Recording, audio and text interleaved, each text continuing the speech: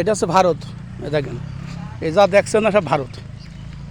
বিনা পাসপোর্টে বিনা ভিসায় আমরা ভারতের মধ্যে ঢুকে পড়েছি। এটা হচ্ছে ভারতের মাটি, এটা হচ্ছে ভারতের মাটি। ওই দেখেন ইন্ডিয়া লিগারি আছে পিলারে গায়ে।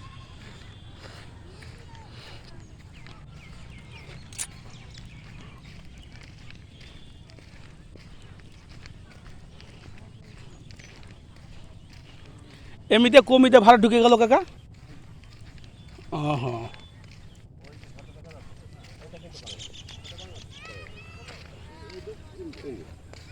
মানে আমরা দিকে আমরা বর্তমানে এটা হচ্ছে ইন্ডিয়া। ইন্ডিয়া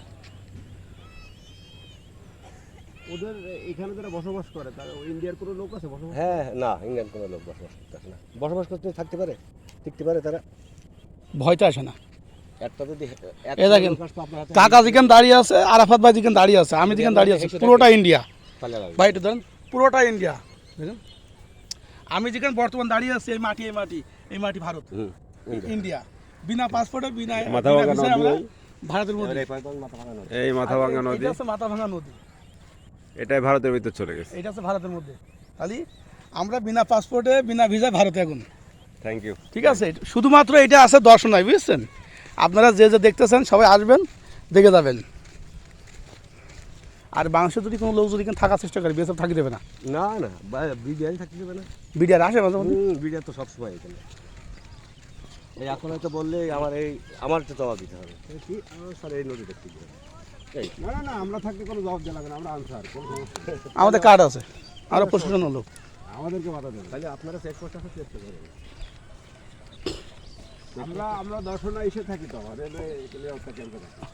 ওই যে ভারতীয় মালামাল যেটি ব্যবহার করে না ওখানে। কপাল করে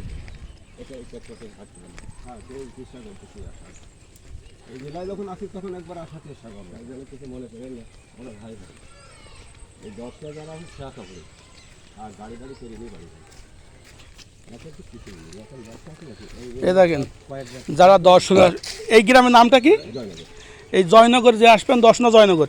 এ দেখেন ইন্ডিয়া, আমি বর্তমান দাঁড়িয়ে আছি, আমি বর্তমান পাহাড়ি আছে আমার। এ দেখেন এটা হচ্ছে ইন্ডিয়ার জমি, আর এটা বাংলাদেশ। বিনা পাসপোর্টে বিনা ভিসায় আমরা ইন্ডিয়া মধ্যে ঢুকে গেছি। দেখেন সবাই ভালো থাকবেন, দোয়া করবেন, সবাই ঘুরতে আসবেন জয়নগর। এই পিলারে দেখেন, এই পিলারের ওপাশে ভারত আর এ পাশে বাংলাদেশ।